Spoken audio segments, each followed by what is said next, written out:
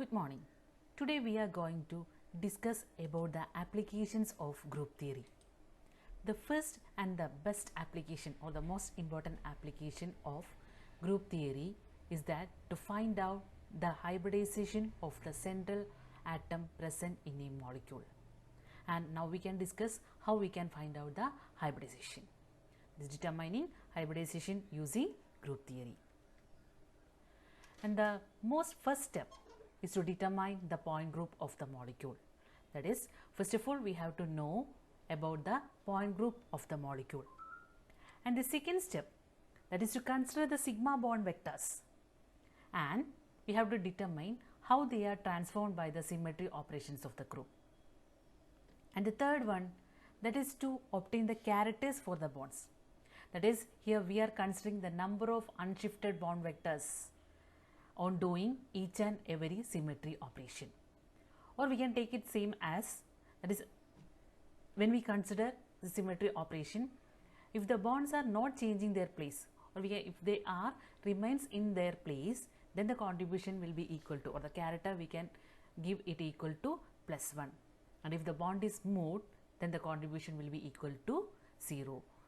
And the fourth step is by using the standard reduction formula, that is by using SRF, reduce the set of characters to a linear combination of the errors.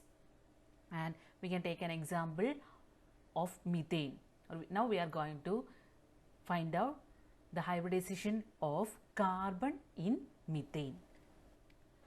So our molecule is methane, CH4, and we all know that the molecule is tetrahedral and belongs to point group TD.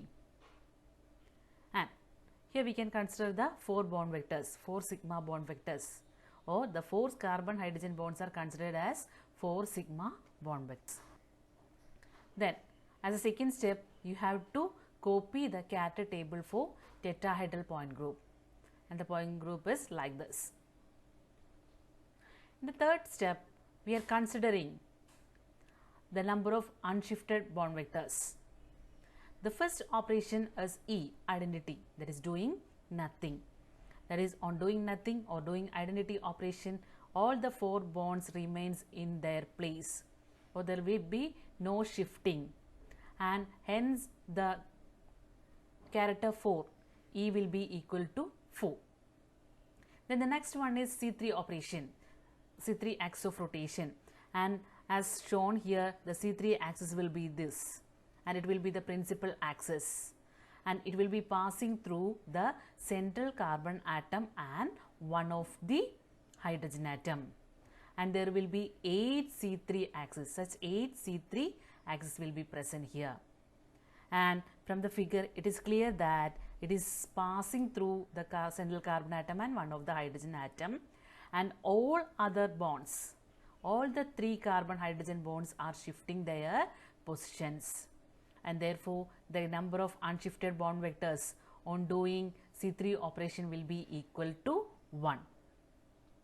And the next operation is C2, and C2, this is a C2 axis, it passes through the central carbon atom, and we will be having 3 C2 axis.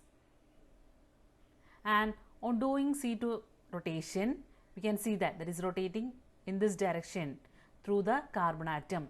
All the sigma bonds, 4 sigma bonds are shifting their positions, and this is the same as the case of S4.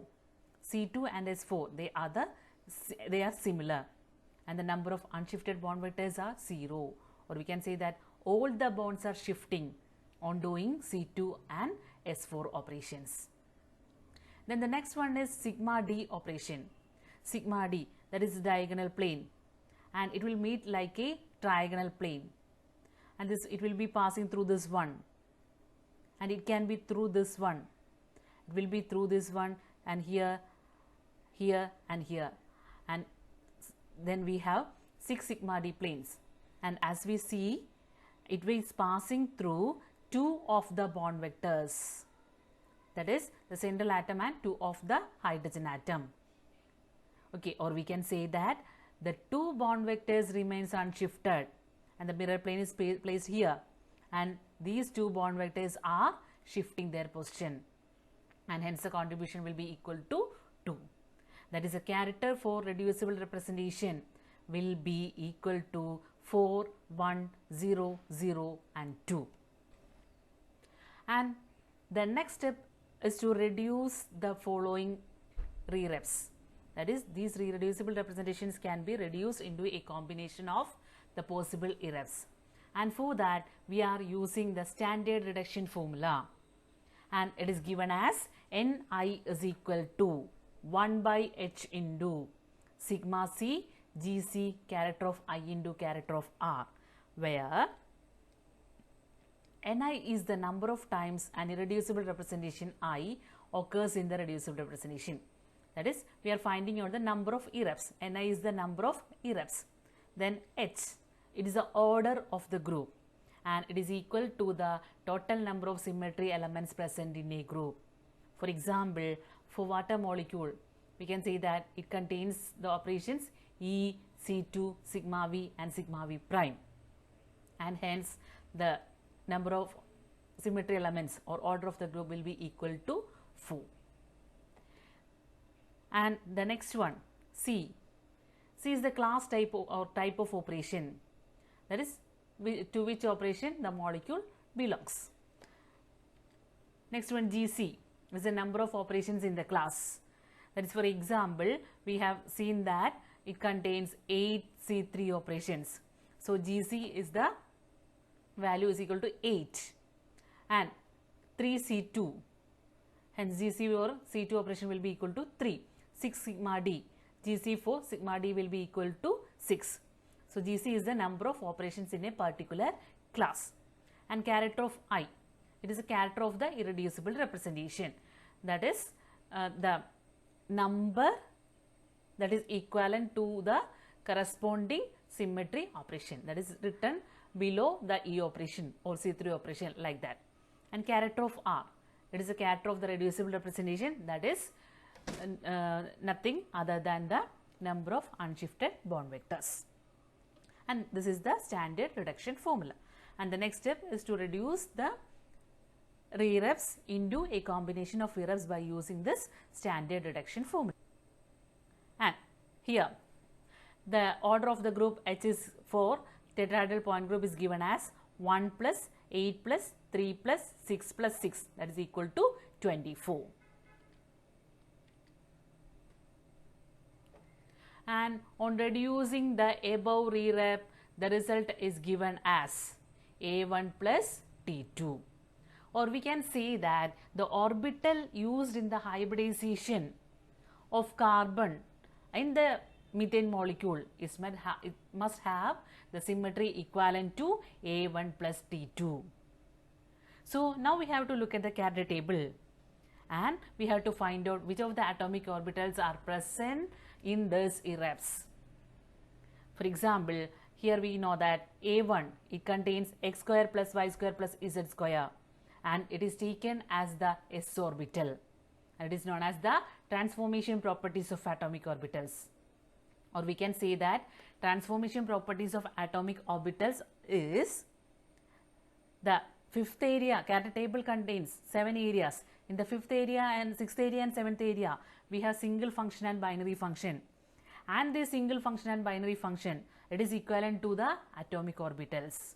So, the conversion of the single or binary function present in the sixth and seventh area of the character table into the corresponding atomic orbital is known as transformation properties of atomic orbitals. So, here we can say that A1, it is having x square plus y square plus z square orbital. It is having x square plus y square plus z square orbital, and it is same as, and it is equivalent to s orbital. And next we have T2 orbital, and T2 orbital contains the single function x, y and z, and it is equivalent to the px, py and pz orbitals, and the binary function xz, yz and xy. Or we can see that it contains 3d orbitals also. Okay, then so we can take the combination of A1 plus T2, that is s plus 3p or S plus 3d. Then the possible combinations or possible hybridizations are sp3 or sd3. And here the central atom carbon. Here central atom is carbon, and relating to the energy conservation, the carbon atom cannot expand its valency to the d orbitals. So we can see that the hybridization present in methane, or the hybridization of carbon in methane, is equal to sp3, or more specifically we can see that the hybridization is spx, py and pz. This is how we can find out the hybridization of a molecule. Thank you.